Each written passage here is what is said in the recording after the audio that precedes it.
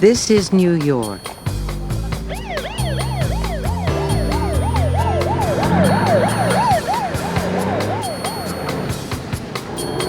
What ties it all together is an underground river of steel. The subway.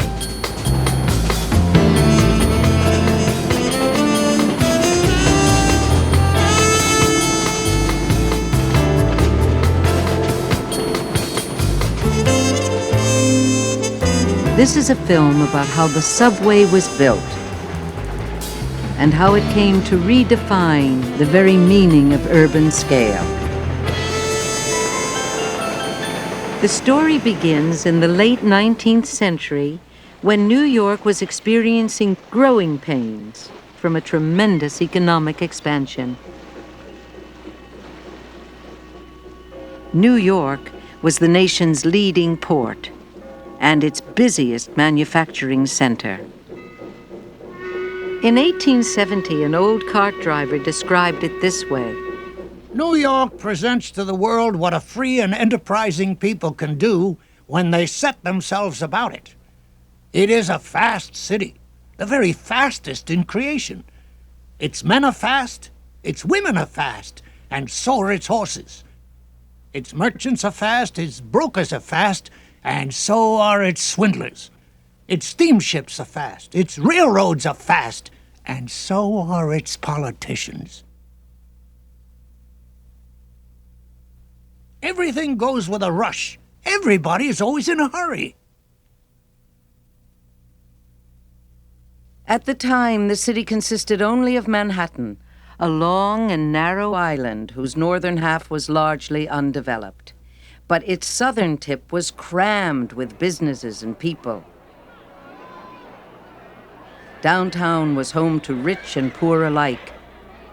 Crowds of pedestrians battled horse-drawn vehicles for control of the streets.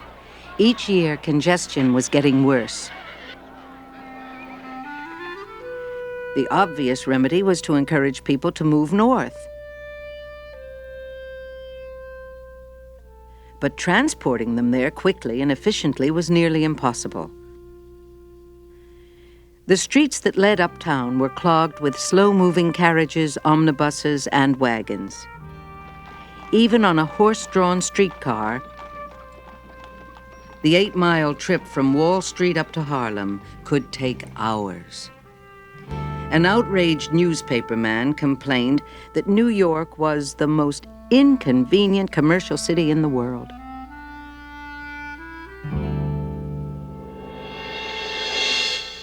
For a solution, New Yorkers looked to London, which in 1863 had opened the world's very first subway. Coal-fired engines filled the London tunnels with noxious fumes.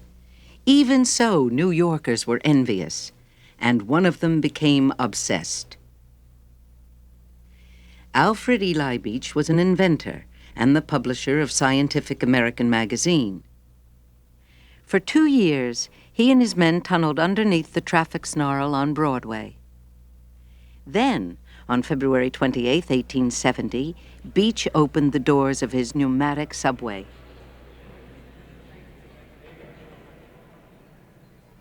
Intended as a prototype, the Beach subway was just 1 block long. It drew its power from a giant fan. According to one patron, the ride was so smooth it was like being sucked through a straw and then blown back again. But air-powered transit did not catch on. The Beach subway closed in 1873.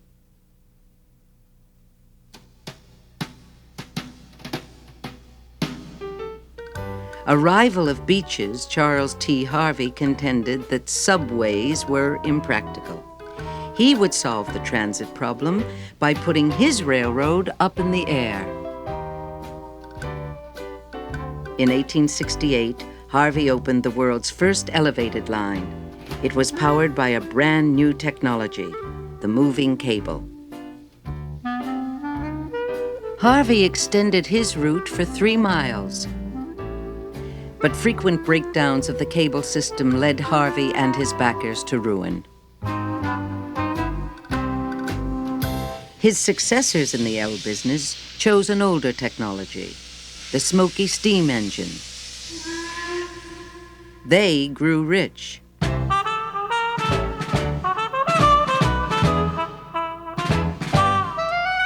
By 1880, 4 elevated lines, or Ls, serviced the length of Manhattan. The 80s and 90s were the golden age of the Ls. In 1886, New York's L lines transported 115 million people, double the entire population of the United States. The L could take you east across the newly built Brooklyn Bridge to the independent city of Brooklyn, or to the villages and farmlands up north across the Harlem River. In 1898, all these places joined with Manhattan to become Greater New York. But much of this newly consolidated city was beyond commuting distance. The Ls were simply too slow to entice people to move to the outer boroughs. And as New York's booming economy attracted more and more people, crowding in Lower Manhattan was nearing a breaking point.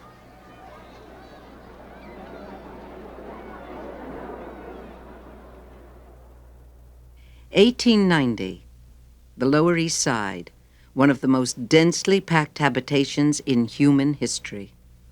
A young immigrant wrote, "Between buildings that loomed like mountains, we struggled with our bundles through the swarming streets of the ghetto.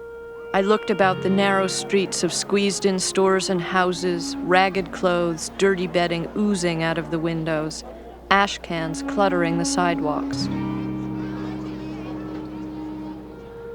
A vague sadness pressed down my heart.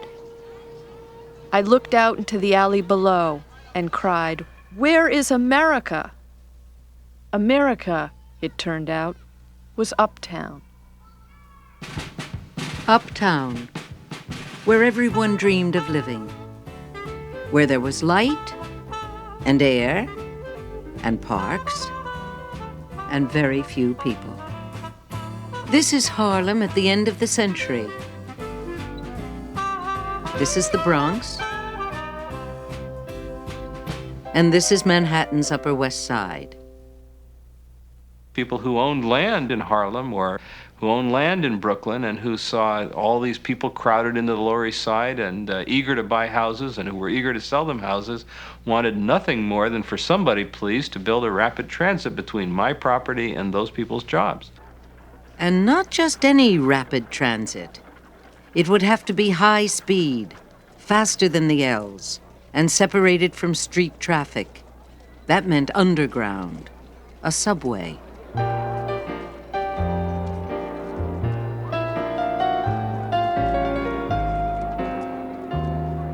The crusade to build one brought together disparate elements, from reformers who pitied the slum-dwelling poor to conservatives who feared them. Housing conditions weren't good. People didn't like the wages they were paid, and they were close together, and they talked a lot. And this had a tendency to encourage socialist ideas and anarchist ideas and other forms of radicalism. And there were people who made very explicitly the argument that what you needed to do was to build a subway and then to build little semi-detached houses in Queens and then get the socialists from the Lower East Side to move to Queens to buy these houses and give them a mortgage. And then you would take a socialist and turn the socialist into a Republican. But who would take charge of building a subway? The 1890s were the heyday of big business. When railway systems were needed, Americans expected that entrepreneurs would step forward and build them. But in New York, no capitalist could be found willing to take the risk of financing a subway. Putting a railroad underneath the street would cost 4 times more than an L, 20 times more than a streetcar line. Some New Yorkers called for a publicly owned and operated subway. But others feared that a city-run system would inevitably fall into the clutches of Tammany Hall, the corrupt political machine whose symbol was the tiger. The Great Crusade had reached an impasse.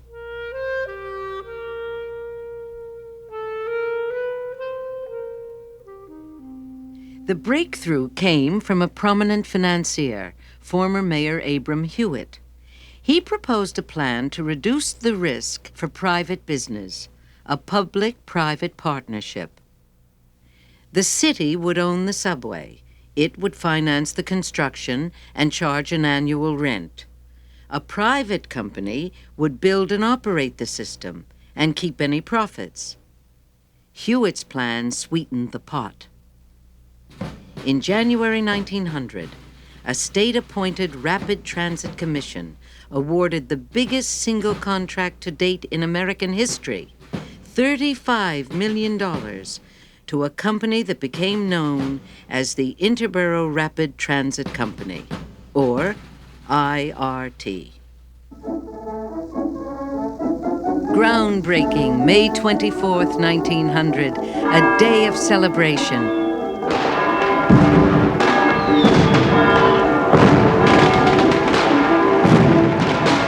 It was a grand way to begin the century, the nation's largest city, committed to the highest civic purpose. And to 4 years of devastating physical upheaval. New Yorkers saw their city ripped apart from one end of town to the other.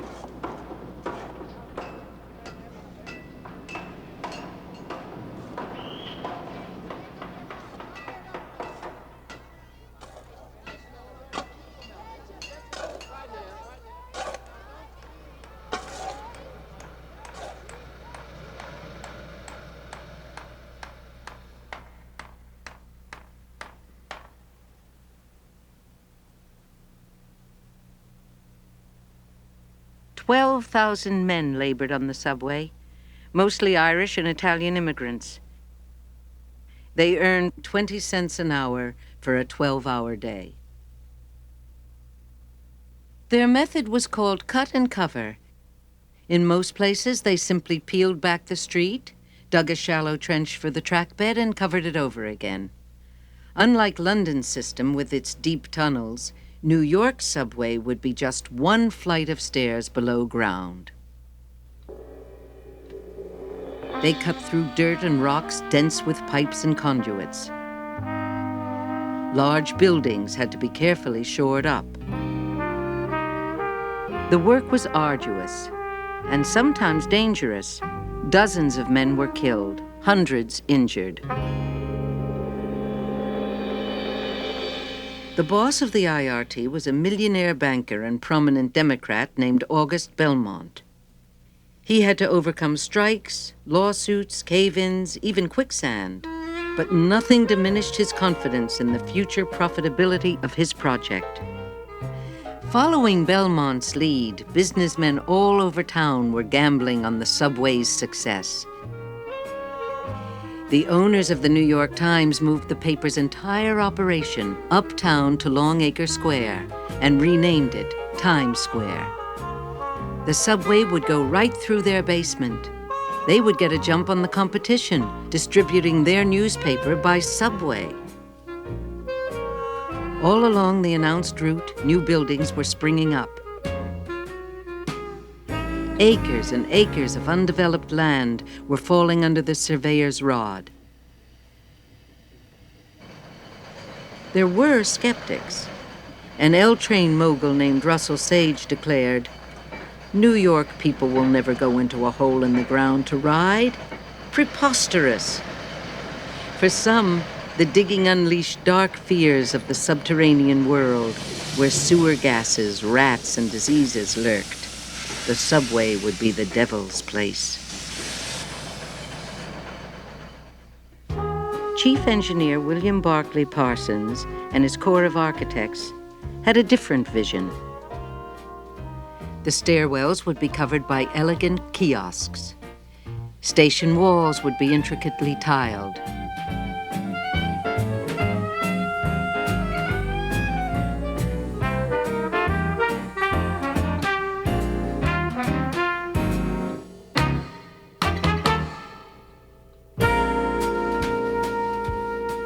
At Astor Place, there would be beavers to recall the early trapping days of millionaire John Jacob Astor.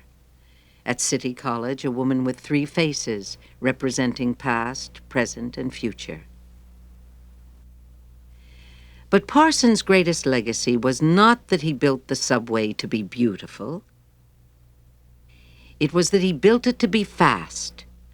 He made his tunnels wide enough for 4 separate tracks, 2 for local trains and 2 for expresses. It was this innovation that would make the IRT the fastest, highest volume urban transit system in the world. The subway's boosters made a promise. From City Hall to Harlem in 15 minutes.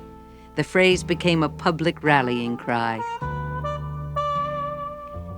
The system would run on electric power, recently perfected for urban transit. The IRT's main generating station would be the most powerful in the world. Month by month, the pieces came together. Dynamos, switches, tunnels, platforms, track, cars. On October 27th, 1904, everything was finally in place.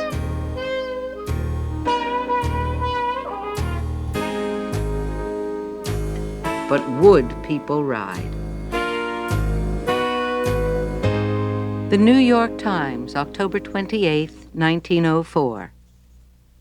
Indescribable scenes of crowding and confusion, never before paralleled in this city, marked the throwing open of the subway to the general public. Men fought, kicked, and pummeled one another in their mad desire to reach the subway ticket offices or ride on the trains. Women were dragged out, either screaming in hysterics or in a swooning condition. Gray-haired men pleaded for mercy. Boys were knocked down and only escaped by a miracle, being trampled underfoot with wholesale loss of life.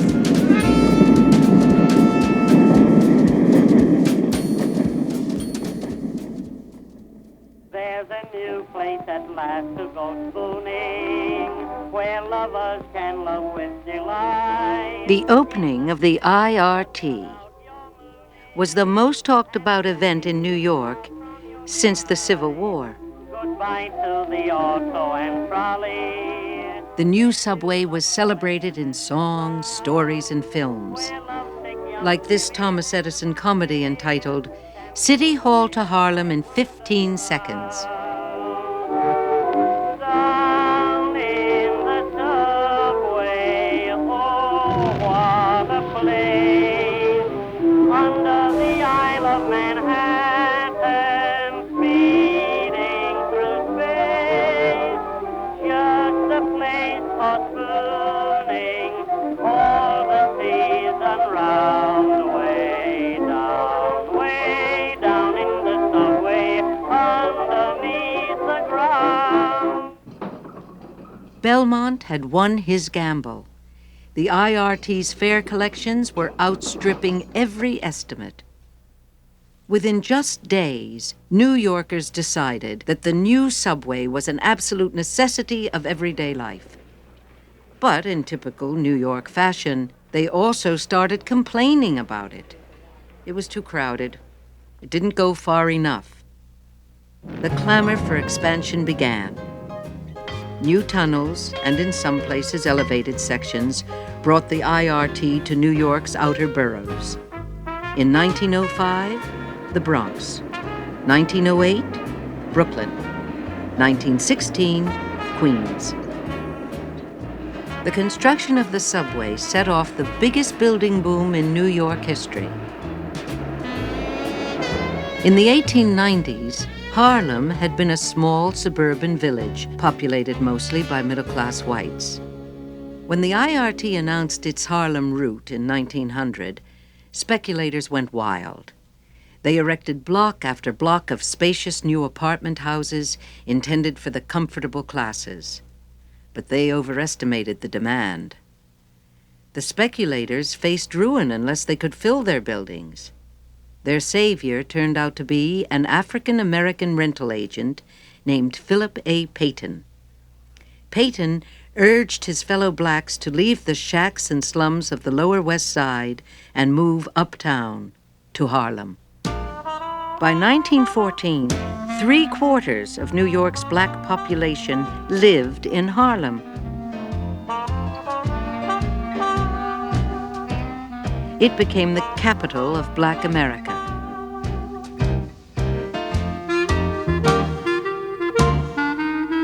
Just 2 express stops closer to downtown lay Manhattan's Upper West Side, where developers put up dozens of large apartment hotels, hoping to lure the well-heeled. Here, their strategy paid off. The most fashionable of these dwellings was the Ansonia Hotel, which offered such modern luxuries as pneumatic mail tubes and centralized vacuum cleaning. It became home to celebrities like Arturo Toscanini, Sarah Bernhardt, Jack Dempsey, and Babe Ruth, who played in a brand new stadium built right next to a subway station in the Bronx. Never saw the sun, shining so bright, never saw rain, oh, it's all right. Noticing the day, hurrying by, when you're in love, oh, don't it fly? Blue days, all of them gone, nothing but blue skies from now on. Mama, darling, if I'm a success in this show, well, we're going to move from here. Oh, yes, we're going to move up in the Bronx. A lot of nice green grass up there, and a whole lot of people you know. There's the Ginsbergs, the Guttenbergs, and the Goldbergs. Oh, a whole lot of birds. I don't know them all. And I'm going to buy you a nice black silk dress, Mama. Blue sky, smiling at me.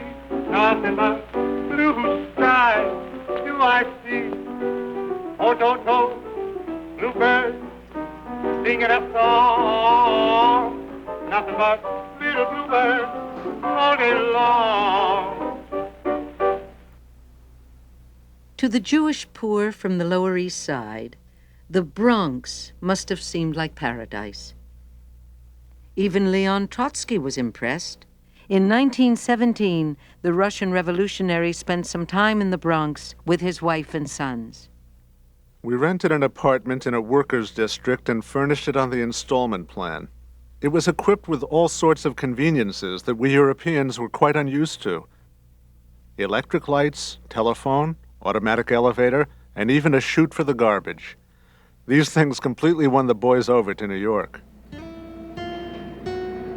Irish, Italians, Jews, blacks, Greeks, Germans, Poles, they all headed uptown. By 1923, the Bronx was America's 6th largest city, with a population of 1 million. The subway had just as profound an effect on the landscape downtown. You can look at photographs of New York, and you see, even as late as 1895, the biggest structure is the Brooklyn Bridge. Nothing rivals it. By 1910, if you look at photographs of Lower Manhattan, it's a 20-story canyon wall along the Hudson River that hadn't existed 10 years before. Once the subway opens, it becomes possible to have very large buildings because it's possible to assemble the people that work in them. In fact, even the skyscraper isn't possible without its own rapid transit, the high-speed elevator. But you really need the subway in order to bring in large crowds of office workers from Queens and Brooklyn and Upper Manhattan to work during the day and to go somewhere else at night. The size of the office buildings is no longer limited by the population that can live within walking distance.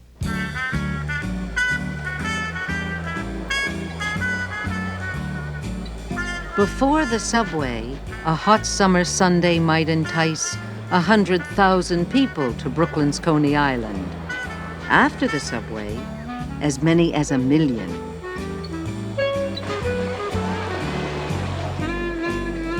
All you needed was 1 nickel to get there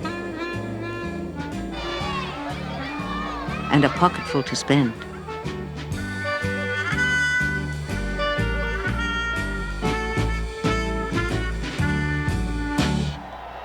Every year since the subway opened, New Yorkers have celebrated New Year's Eve in Times Square.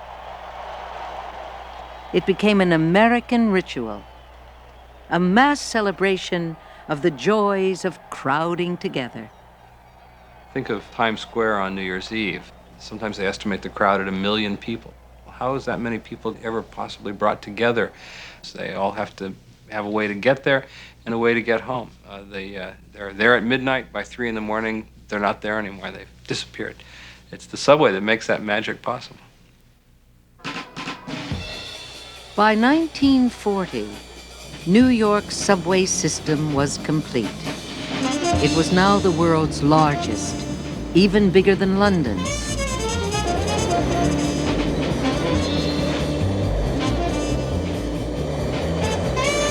In the 70 years since Alfred Beach tunneled under Broadway, the city that loved speed found a way to move 10 times faster. And New York had become a human community of unprecedented scale.